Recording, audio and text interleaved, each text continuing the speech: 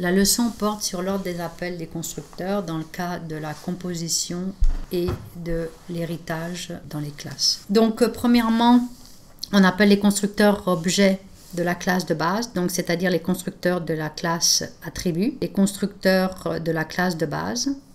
Ensuite, en deuxième point, on va appeler les constructeurs objets de la classe dérivée, en appelant d'abord les constructeurs des attributs et ensuite les constructeurs de la classe dérivée.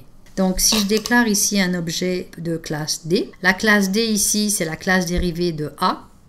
La classe dérivée de A, elle est elle-même une composition d'une classe B. Ensuite ici la classe D est une composition de la classe ici C. Donc au niveau des appels des constructeurs, qu'est-ce qui va se passer? Si je déclare ici un objet D, il va aller ici dans la classe D. Il voit qu'elle dérive ici de A. Donc on vient ici utiliser la classe A.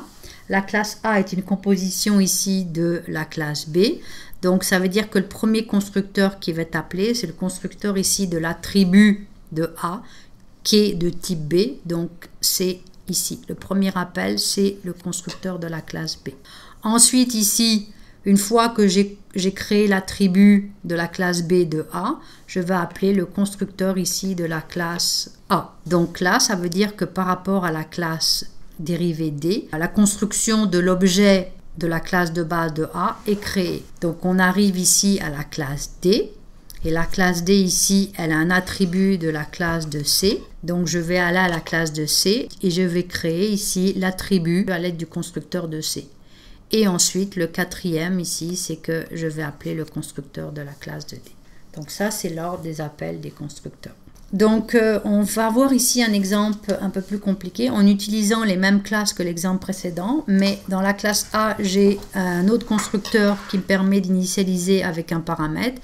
Et dans la classe D, ici, il y a un autre constructeur qui a deux paramètres qui permet d'initialiser en fait deux autres paramètres. Donc, si je veux construire un objet de type D avec deux paramètres 3 et 2. Le 3 et le 2 ici, c'est pour utiliser le constructeur par paramètre qui est le deuxième avec les paramètres P et Q. Si on regarde lors des appels des constructeurs, lors de la création d'un objet de type D, on vient ici dans la classe D, on voit que la classe D ici, l'objet il est créé avec paramètres, donc avec P et Q. Donc ici, c'est l'appel de ce constructeur. Si on regarde ici l'implémentation du constructeur de la classe D, on a une ISA d'initialisation. C'est ce que j'ai dit précédemment au niveau de l'ordre d'appel.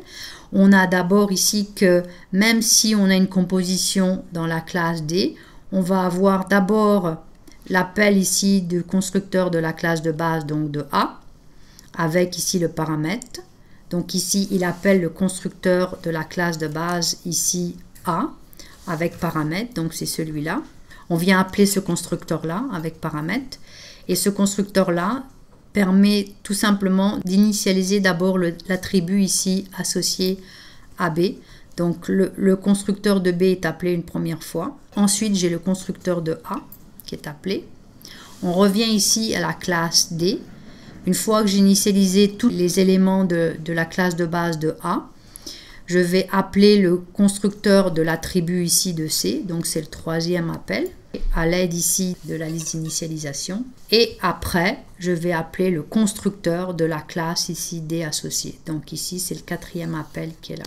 Au niveau de l'ordre d'appel des destructeurs, alors premièrement, il y a la destruction de l'objet dérivé, en appelant d'abord le destructeur de la classe dérivée, le destructeur des attributs de la classe dérivée. Ensuite, il y a la destruction de l'objet de base, en appelant le destructeur de la classe de base et le destructeur des attributs de la classe dérivée. En fait, pour résumer, l'ordre d'appel des destructeurs sont l'inverse de l'ordre d'appel des constructeurs.